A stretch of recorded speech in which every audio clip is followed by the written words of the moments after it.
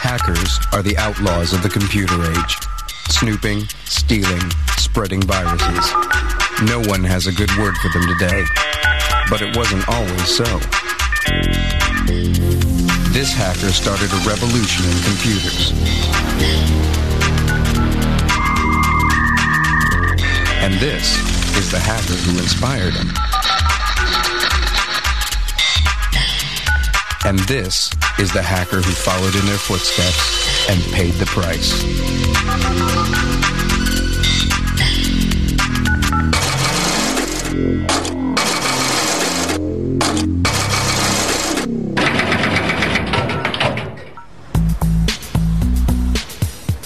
These three technological rebels are the pioneers of hacking. For Steve Wozniak, hacking is about invention. We were making a difference for humanity with these little small computers. For John Draper, experimentation. You know, take it apart and make it better, make it do different things, make it do cooler things.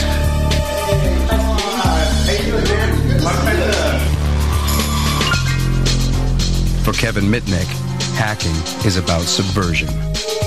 It's about the forbidden knowledge. It's about pranksterism, about trying to outsmart the other. It's about the knowledge, the intellectual challenge.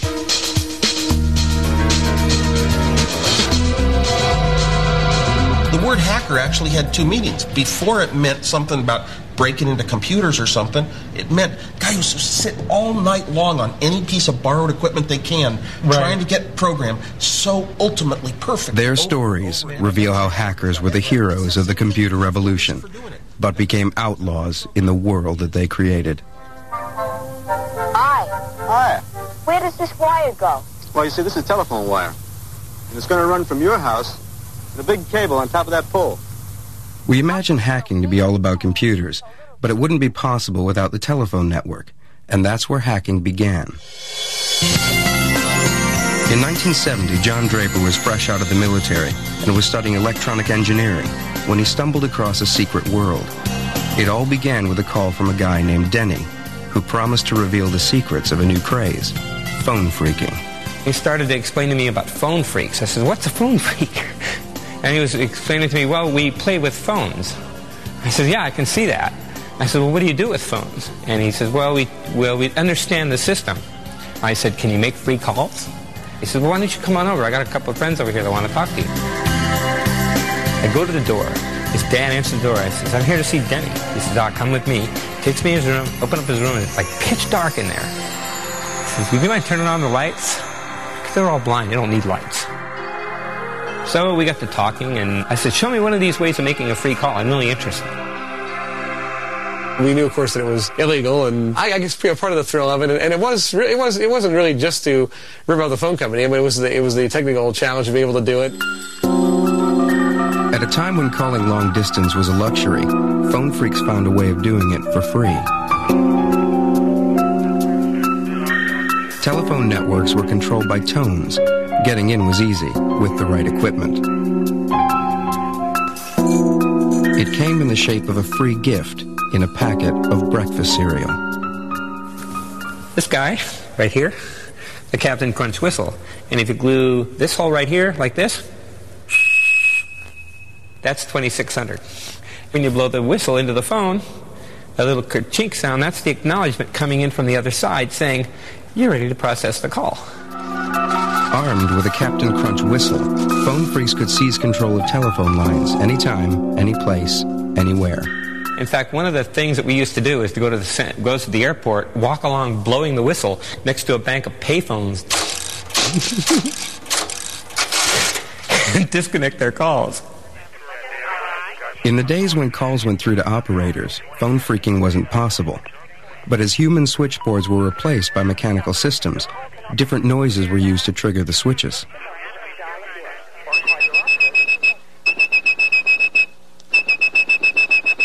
If you had perfect pitch like blind phone phreak Joe and Grecia, you could whistle calls through the network. Let's see if I make it this time. This is really hard to do. It sounded like all the tones were present, so the phone should be ringing about now. Okay, it hit the phone. It just takes a little while. He even showed off his skills for the local media. From his one phone to a town in Illinois and back to his other phone, a 1,000-mile phone call by whistling. Joe Ingressia says he used to do these things because he is fascinated by the technology. Those are the precursor to the hackers. Those are the founding fathers. For phone freaks like Captain Crunch and Denny, the telephone system was a huge technological playground full of sounds and switches to explore. 30 years on, they're getting together to relive their exploits. Hi, Denny. Hey, buddy. Going out. Long time no see. Yeah, how you doing? How you doing, Joe? Hey. What's going on, buddy? Denny. Yeah. Let's go phone tripping. I got to try out my new box. The golden rule was never freak from home. If you did, the phone company could trace you. During the time that I was with Denny, I would pile Denny up in the Volkswagen van. Hop on in, dude. We'd go out to the absolute smallest rural area we could find on a map. Go out there and just camp out at a payphone and start hacking.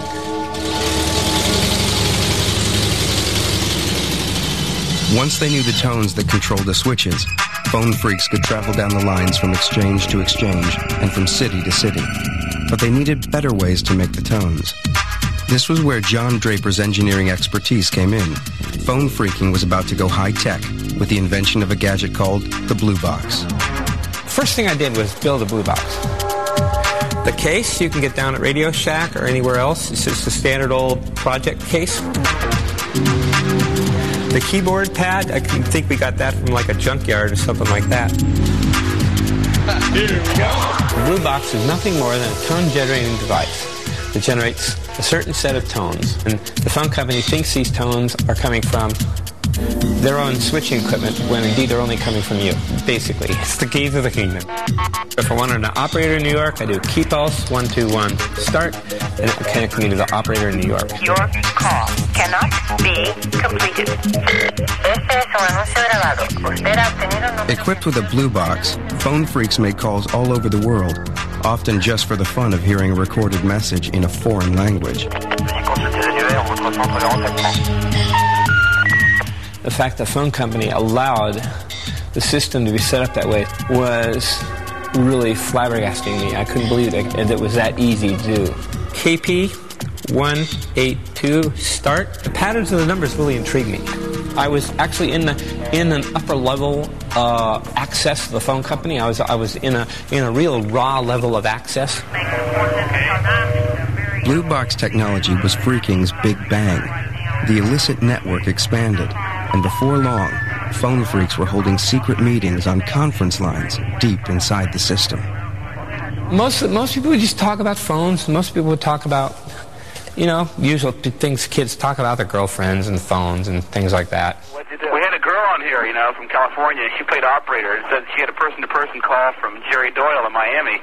The conferences of those days were kind of like what the chat rooms are today. I'm in Florida, Derek. Hi. I never talked to you before. Are you in Australia? No, I'm in England. Oh, England. I can't tell the two accents apart, you see. It was a social place for me to meet my friend or friends that were in the same interest that I had. Gee, it's funny being on a conference without Big Mouth Jeff, man. It was kind of like a secret society. This is the smallest, lightest, most easily concealed blue box now made by underground scientists. But the secret society was growing. When phone freaks have a convention, people don't give their right names. Masks are given out at the door. The early phone freaks, I think, did their phreaking with a hacker mentality. One of the most complex systems on Earth at that time was the phone system. And to be able to know its ins and outs was, a very rich field of discovery. There was a guy that called himself around the world, from the one payphone around the world with a payphone beside him. He's like, hello, and there's a lag, and hello, how are you? I'm fine, It wasn't just mechanical switches that the phone freaks learned to manipulate. They also became skilled at manipulating phone company employees, an art they called social engineering. Social engineering aspect of phreaking, Denny was the expert on that. That's just the ability of going in and talking to people on the inside of the phone company, making them believe that you're working for the phone company. Ron, how you doing? Good, buddy. This is Bob from the Alpine office in Phoenix, Arizona. We had a test that we needed to run, a transmission test. They needed to have the sleeve lead broken off on the intercept strap, and then put the strap back on. You can call the switch room, you can call the frame room, you can say, well, this is Fresno here. We got a translation error going into your trunk here. Could you pull up trunk number this, that, and the other thing, and give me the trunk ID code for this, that, and the other thing, you know? I mean, and the guy would do it. When the phone companies finally noticed the intrusion, they were less than happy. You know, a lot of us were certainly warned a number of times by, you know, phone company special agents and that kind of thing, telephone company security people. The Phone Phreaks conferences were soon buzzing with stories about investigations by phone company agents, in particular the notorious Mr. Duffy. Well, Mr. Duffy decided that he would pay Bill a visit. Bill's mother didn't feel like keeping Mr. Duffy from doing anything, you see. One of the chief special agents used to talk to me sometimes. He also talked to my dad sometimes, and, you know, hopes, of course, of getting me to, you know, to quit. And then, of course, Duffy visited Bill at his school, and I don't think Bill said anything.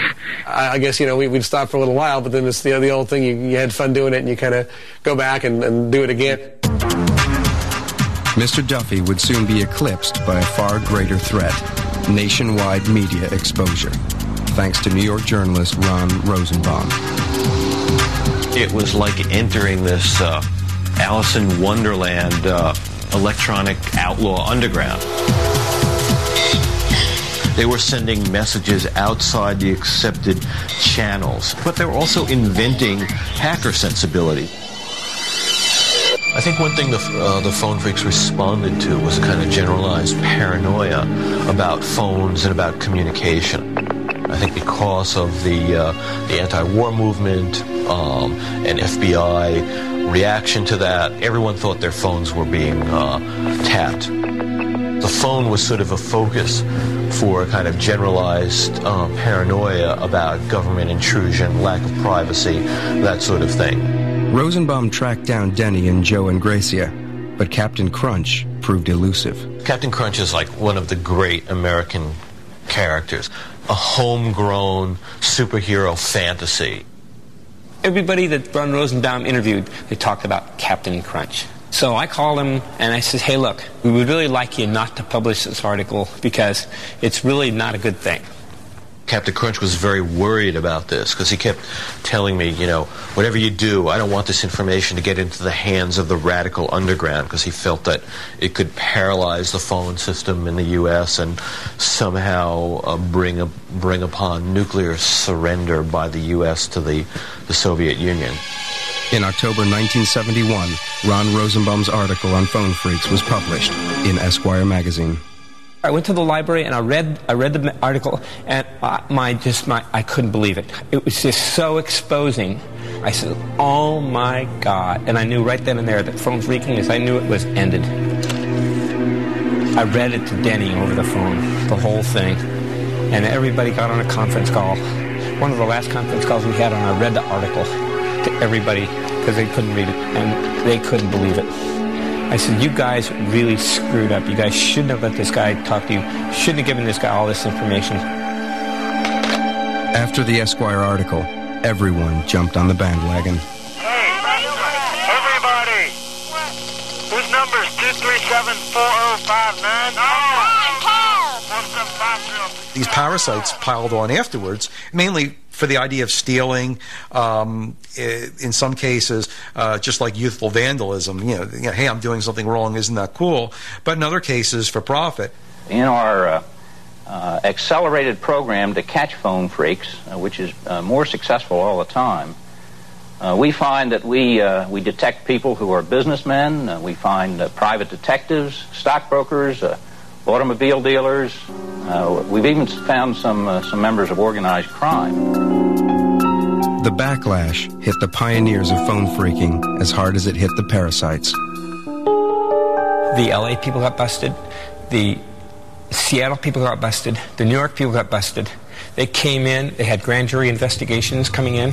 They came to visit me, gave me a search warrant, searched my place. Since I wasn't really as heavily into it as some, I just got like a 10 days in jail, 3 years probation. It was suspended. And of course, everybody that got busted had my number. And I was made the kingpin because of the article.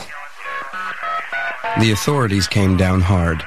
Possession of a blue box could get you 2 years in jail. It was that one unlucky time that I just happened to have it. I get out of the car, right, and 3 cars went, one in front of my car, one in the back of my car, 2 in the side of the car, and the FBI agent just jumped and grabbed me right there. Captain Crunch was federally indicted for wire fraud and served a total of 4 months in jail. I was the black hat hacker, only for phones. I was like the bad, evil guy. Phone phreaking was dead, but not buried. A worldwide revolution in technology was about to explode, and Captain Crunch would be there to inspire a whole new generation of hackers. Hacking had begun as the playful exploration of the phone network, but this was all about to change with the invention of the personal computer, a revolution in technology inspired by the hackers themselves.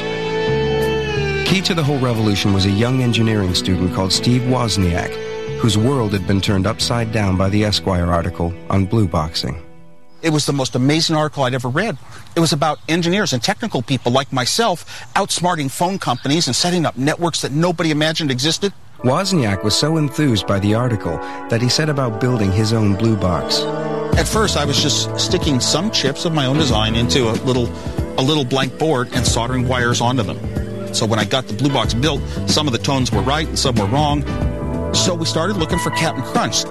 After his cover had been blown by Esquire, John Draper was trying to keep a low profile. He'd even stopped his occasional appearances on local pirate radio. Everyone said John Draper was Captain Crunch. So we put a call into the radio station. We asked for John Draper to call us. And they said, oh, he dropped out of sight right after the Esquire article. And we knew we had the right one. 10 minutes later, the phone rang. I said, oh my God, this is bad news. It was him, and he said he'd come up to Berkeley to meet us in the dorm. And I felt like, like if you were bringing the president home. I kind of walked into this thing not really knowing what was going on. And wanted me to show him how to use the blue box. He just built it.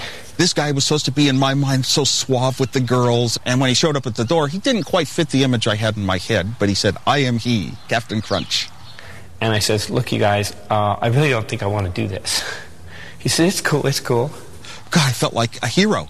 I said, well, I guess it'll be okay, because I'm in a dorm, and it'd be pretty hard to track any one person making this call. And Juan says, can we call the Pope? I said, I guess so. So I got the number of the Vatican, and we called the Vatican, and we asked for the Pope. And he said, well, the Pope's not available right now. It's like 4 in the morning. Started learning codes that night from John Draper and from other people, and techniques to use in talking operators into things, and started practicing on my own over the weeks and seeing what I couldn't accomplish. And I think I was kind of scared that I could get caught. A couple of weeks later, Wozniak's car broke down. Luckily, he and his college buddy Steve Jobs happened to have their blue box with them. We'll try to make a blue box call back to our friends in Berkeley because they can drive us home. And Steve made the blue box call, and the operator came on the line, and he hung up all scared. And then made the call again, and she came on the line, and he hung up. He was just scared, and a cop showed up. He was inside the phone with a box in his hand. Oh, my God. The cop probably thought we were like druggies because I had long hair. Steve managed to pass me the blue box, and I got it in my coat pocket. And said, what's this? Well, if you push the buttons, they all made tones. So I said, it's an electronic music synthesizer. The cop says, sounds out of tune to me. He says, what's the orange button for? That's the one you seize phone lines with. So Steve said, that's for calibration. He said, well, it needs calibrating. This is scary. We knew we were caught. They got us in their car, 2 cops in the front seat, Steve and I in the back, and the cop in the passenger seat turned around. And the cop hands it back to Woz and says, a guy by the name of Moog beat you to it. Moog synthesizer. While Steve Wozniak and Captain Crunch were messing about with phones, the big boys at the corporations in nearby Silicon Valley were making great advances in computer technology. But in the early 70s, computers were still vast impersonal machines, serving vast impersonal corporations. Computers were started, for code breaking, tracking missiles, wartime uses. And that really is the origin of where the modern computer came from. And then it moved to these big business database, applications. Computers had been seen as things to never touch, never even be in the same room with a computer. Keep your distance, but be reverent. Be very respectful of those who knew how to do it. But respect was in short supply. In the late 1960s, even computer engineers had a counterculture. They called it hacking. It was a radical approach to computers. Practical goals took second place to what hackers called the wild pleasure of exploration, a sentiment that phone freaks would recognize. Phone phreaking was learning how to use a technology, how to penetrate and utilize and expand a technology in ways that weren't generally available to the general public. In the same way, computer hacking is pushing the frontier, learning how to exploit computers and get them to do things that people said simply couldn't be done. For computer hackers to get their kicks, they had to get their hands on computers, which at the time was easier said than done. I had told my dad in my first year of college, someday I will own a 4K Nova computer. And he said, Steve, it costs as much as a house. I said, then I'll live in an apartment. I'm going to have a computer someday in my life. When computers were vast number-crunching machines costing $5 billion to develop, the idea of having your own computer, a personal computer, was inconceivable. Why would anyone want his or her own personal computer? That's ridiculous. It's like wanting your personal atom bomb or something like that. The bomb came in the shape of a new piece of kit called the Altair 8800. An article in a technical magazine appeared introducing the Altair, which was a computer kit that you could build. This so excited a couple people in the Bay Area, they decided to form a club, even before the pieces of these computers were shipped out. Just to talk about them and share information about them.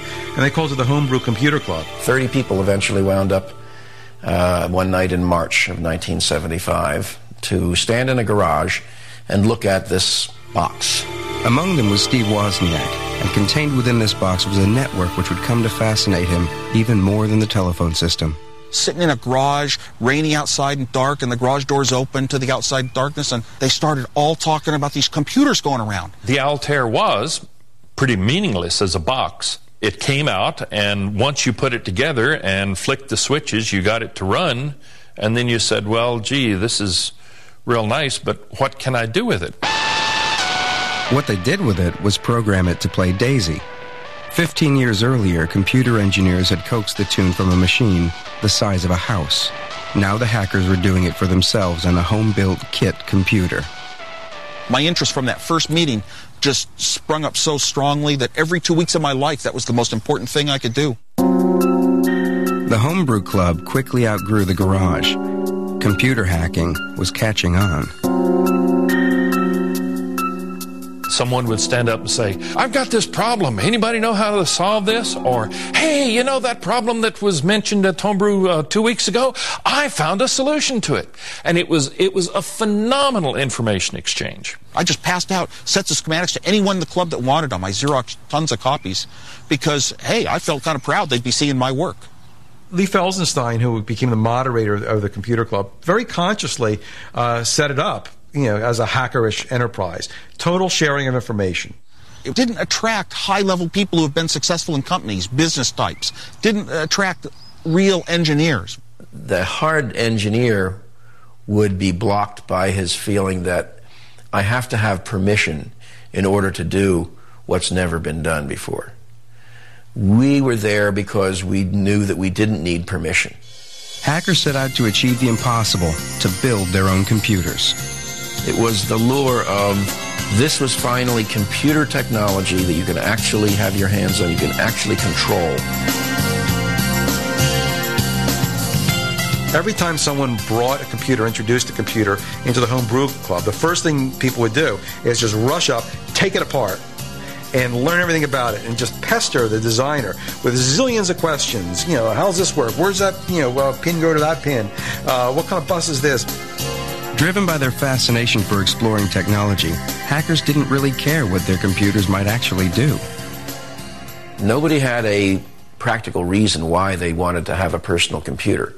There were some excuses made up, like balance your checkbook, or keep recipes, or control things around the house. But almost nobody ever did that. That's function guilt.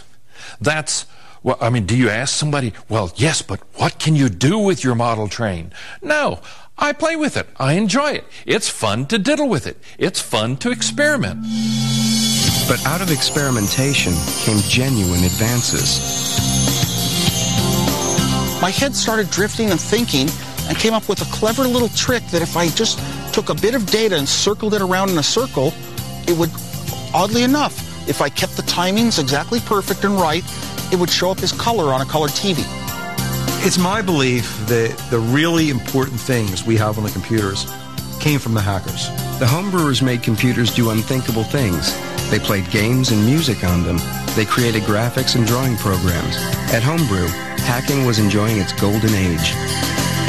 Steve Wozniak labored day and night in his garage to produce his perfect computer.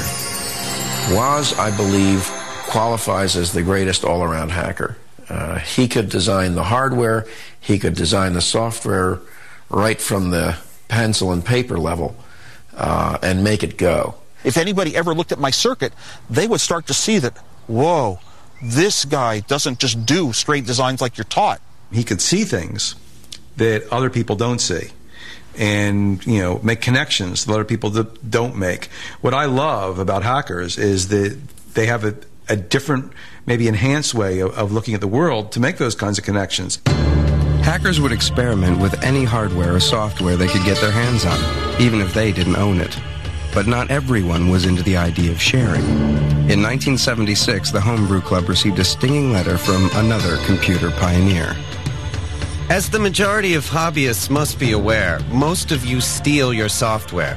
Who cares if the people who worked on it get paid? Most directly, the thing you do is theft. In what became a key moment in the history of the computer industry, Bill Gates wrote an angry letter to the homebrew people saying, wait a minute, I wrote this for money. You can't distribute this. This isn't free. This is work. Bill Gates' letter was a sign of things to come. Personal computers were about to become big business, as Steve Wozniak found out when his garage invention became the first Apple computer. In inventing the Apple I, he really didn't care about inventing a product. He just wanted a computer that would work the way he wanted it to, that had all the peculiarities to it and all the design features in it that a computer hobbyist would like to have. Steve Jobs, his high school buddy, who didn't do the hardware or the software, said, oh, hey, we could sell these things. And Woz says, well, cool, man. Wozniak and Jobs' new company quickly followed the Apple I with the Apple II. Woz's hobby computer was transformed into the hottest consumer product around. The Apple II introduced the idea that it was completely in a plastic case like a hi-fi or a radio that you bought. You just take it home and turn it on and it starts working. Assembling the first apples by hand in Woz's bedroom, it had looked like a bit of a long shot. But the balance sheet at Apple soon told a different story. I got a phone call from Steve, and he said, guess what? I got a $50,000 order. When you're putting up a few $100 each, wondering if you're getting your money back, and he says he's got a $50,000 order, it is such a huge shake in your world. What? By 1982, Apple sales had reached over $500 million a year. But hacking and business were not compatible. The days of the Homebrew Computer Club were numbered. Maybe I went to a few more homebrew meetings, but pretty much it started becoming not the big thing in my life. The big thing in my life started becoming more and more Apple Computer, the company. Now I had to put, more of my full-time energy into things that were going into products being sold. with companies like Apple forming and becoming serious businesses, secrets became introduced into it. You couldn't tell your colleagues in the Homebrew Computer Club what your product plans were, what you were working on, because competitors might be there and they would say, oh, Apple's doing that, let's get a similar project going ourselves. I think it ultimately led to the end of Homebrew. The Homebrew Computer Club met for the last time in 1986, leaving behind not just Apple, but 23 computer companies founded by its members. Hackers could claim to have created the modern world, but it was a world in which they would no longer be welcome.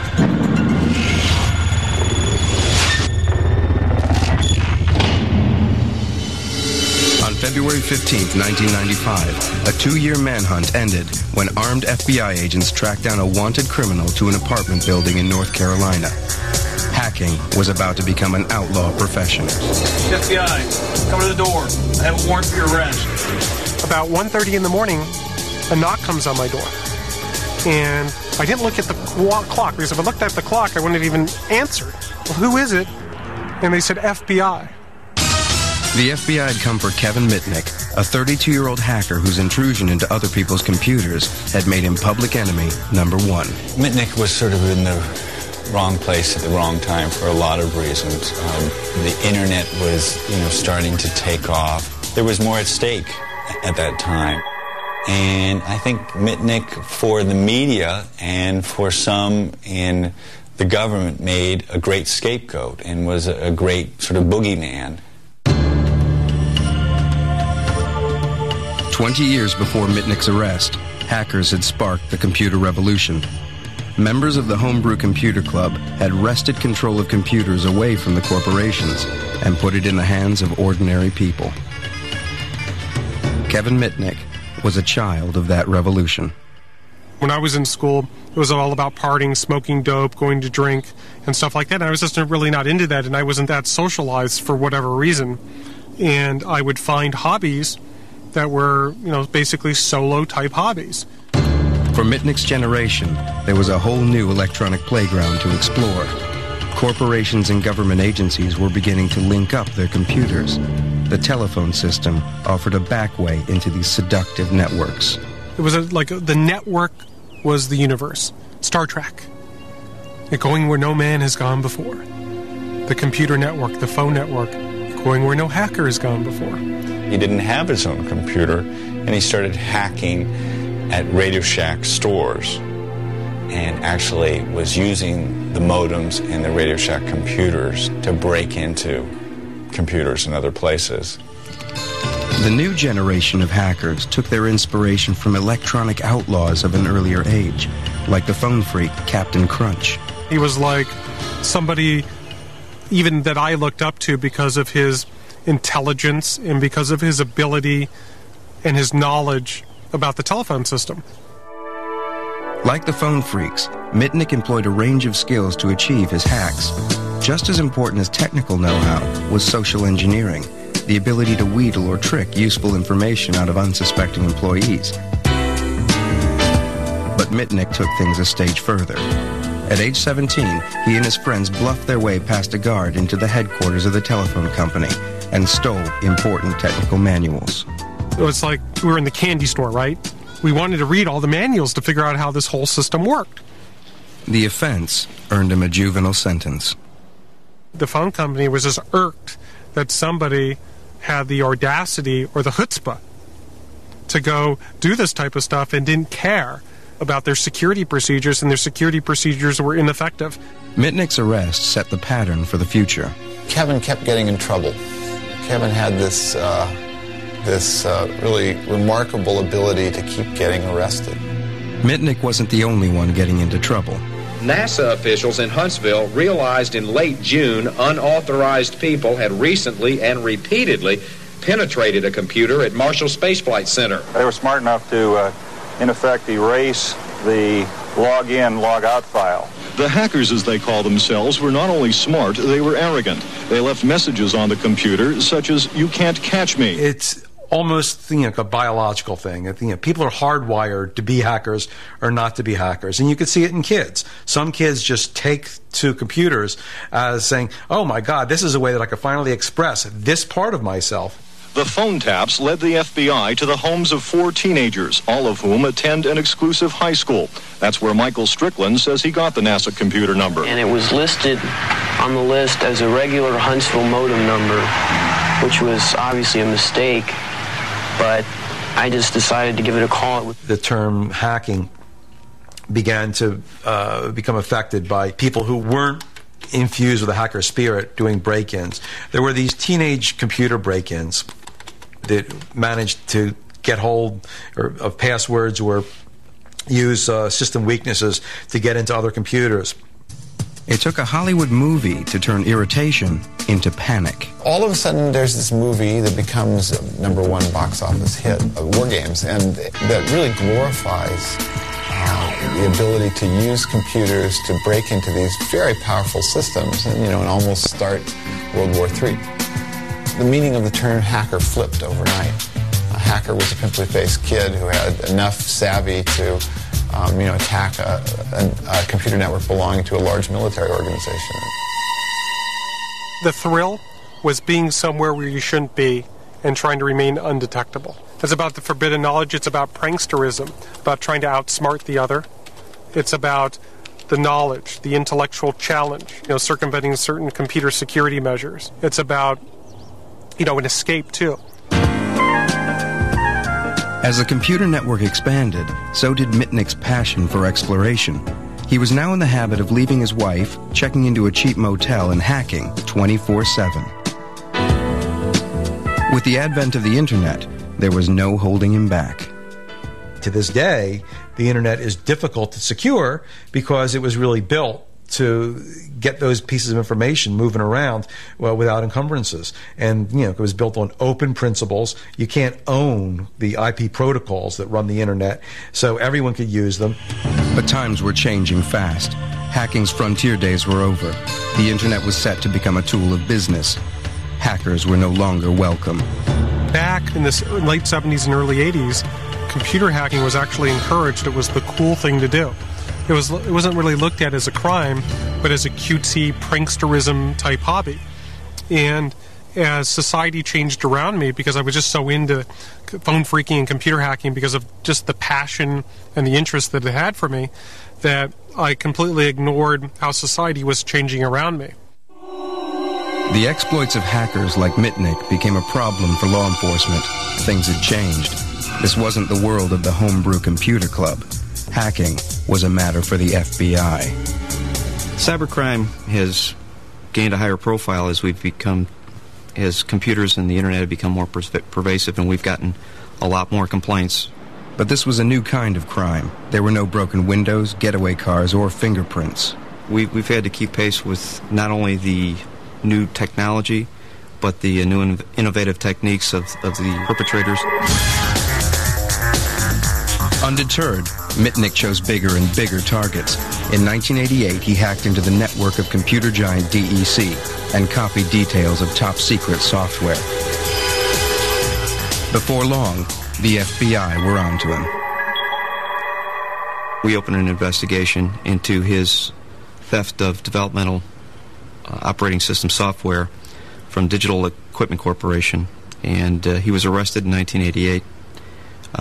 Pled guilty in 1989 and subsequently sentenced to federal prison time. DEC claimed the dark side hacker had caused $4 million of damage. In court, Mitnick realized just how frightened the world had become of hackers. I had a federal prosecutor walk into court and tell a federal magistrate that if Mr. Mitnick got near a telephone in the prison that inmates could use to make collect calls, that he could start a nuclear war. And I'm sitting there in court, right? I'm going, well, the judge isn't that stupid. The judge really believed a lot of the hype in the case and put him in solitary confinement. So he threw me into solitary confinement for 8 months based on some fear that I could start a nuclear war from the payphone. He had, I believe, at most an hour out of his cell during a 24-hour day in shackles. And Mitnick was extremely bitter about this. In 1989, after a year in jail, Mitnick was released on probation in order to attend a rehabilitation center for what the judge had called his computer addiction. Eventually, he was allowed home to his father's apartment, but he was a marked man. The phone company were monitoring all 3 of my dad's telephone lines at our apartment. I wanted to find out who was behind it all and why. So I figured out who the investigators were at Pacific Bell that had this equipment set up. So I went about collecting intelligence. And how does one collect intelligence? By intercepting communications. So I was able to get their voicemail passwords for their voicemail system, like you have one for your home. I was listening to the messages and trying to gain any information they were discussing me. Well, the government characterized it as breaking into a computer. So they issued a warrant for violating my supervised release, and I was just pissed off. So I just said, hey, catch me if you can. When the FBI came to arrest Mitnick in December 1992, he was gone.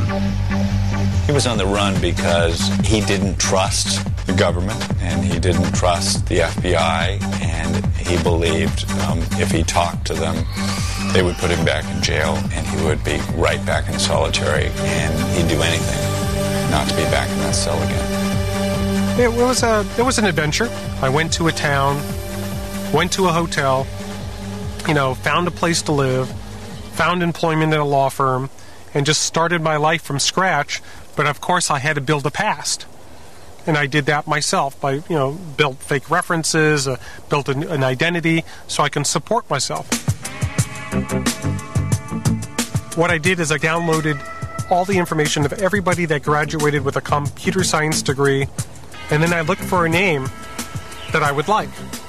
And I saw this name, Eric Weiss. And I knew that Eric Weiss was the real name of Harry Houdini. Because I was working at this law firm in Denver for about a year, a little bit over a year, under the name of Eric Weiss. And what my downfall was is I could continue to still engage in my hobby of hacking. Mitnick could break into a system by calling people on his cell phone while he was walking home, conning managers, secretaries, even executives into information. Kevin was systematically attacking the computers of some of the world's largest cellular telephone manufacturers, and he was stealing their source code. Mitnick was now hacking with a purpose, to keep one step ahead of the law. By hacking into mobile phone companies and copying the blueprints to their phones, he was able to make untraceable calls. He was able to elude us by virtue of knowing the telephone and the computer systems well enough to know what could be figured out and how quickly it would take to do that. So he definitely played the systems well. He never had any idealized goal or any real objective other than to keep hacking and keep staying one step ahead of the FBI.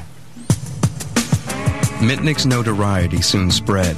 In the summer of 1994, the FBI's failure to catch their internet outlaw became front-page news, thanks to journalist John Markoff. It was simply a good story. I mean, here is a guy who has been arrested before, who's managed to use his skills to avoid law enforcement. I mean, that's a good yarn. He created the myth of Kevin Mitnick, the John Dillinger of cyberspace. I think there were more than 60 unsourced allegations stated as fact, such as breaking into NORAD, planning false news story about Security Pacific Bank, about wiretapping the FBI. Markoff's portrait of Mitnick tapped into the growing fears of businesses and members of the public who were just getting used to the idea of a life lived online.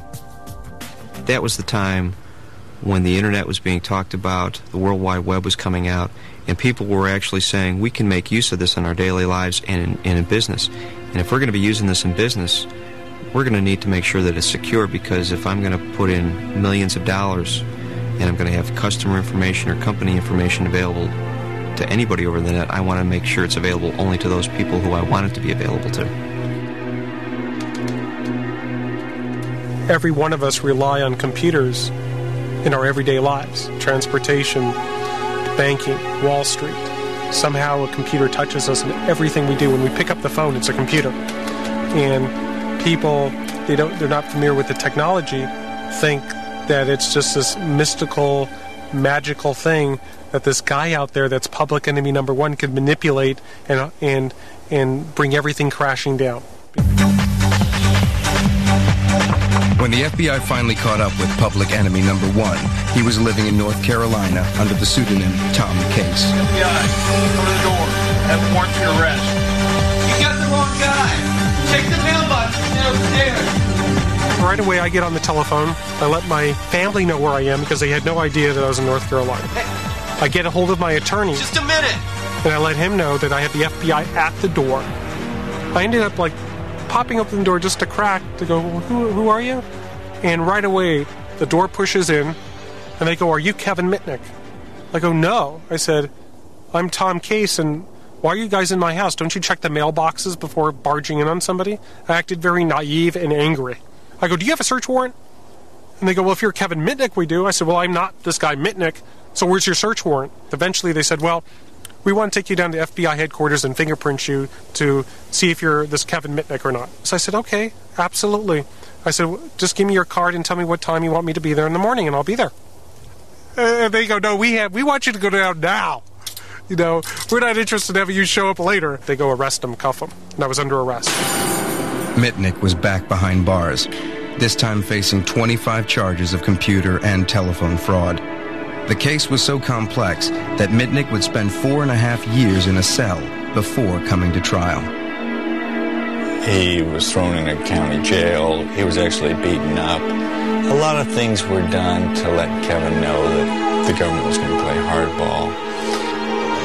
The government made it clear that they might indict him in different jurisdictions, that he might have to face multiple trials. He did not get the evidence against him for a very long time. The only trial Kevin Mitnick got was in the New York Times and in the media. Mitnick stood accused of stealing $80 million worth of software from the companies he had hacked. In his defense, he laid claim to the hacker's ethos. Copying software was not theft. To do computer fraud or wire fraud, you have to deprive somebody of their money or property. Well, money wasn't an issue in my case, and property, when do you deprive somebody of property? Making a copy, are you really depriving that person of it? So gets murky. The government never alleged, or was it ever proven, that I intended to use or disclose that information. The information was the trophy. It was the proof of the hack. Mitnick may have been a folk hero for hackers, but others didn't see it like that. I think the terms of the game have changed dramatically, and the kind of moral justification you could make for hacking, in a sense, that spirit really resonated well with an earlier world, and I think it really is not possible to justify it today in the same way. In 1999, Mitnick was sentenced to 5 years in jail, most of which he had already served while awaiting trial. It was a longer sentence than that served by many killers. He was let out on supervised release early last year. So I'm under such stringent conditions of supervised release that if I were to touch this computer, I would probably get sent back to federal prison.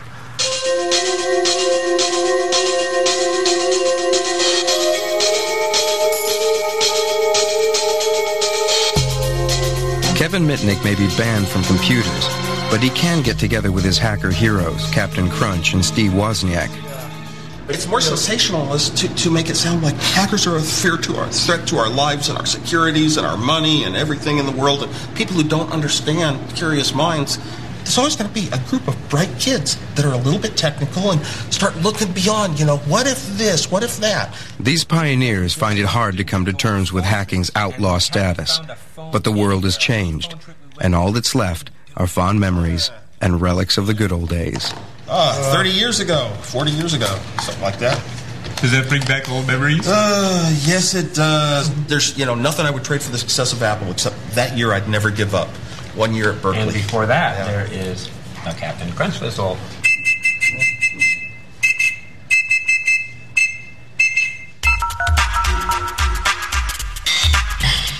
Up next, join the Mad Boys of Pizza, followed by the antics of Kyle, Stan, Kenny and Cartman in South Park.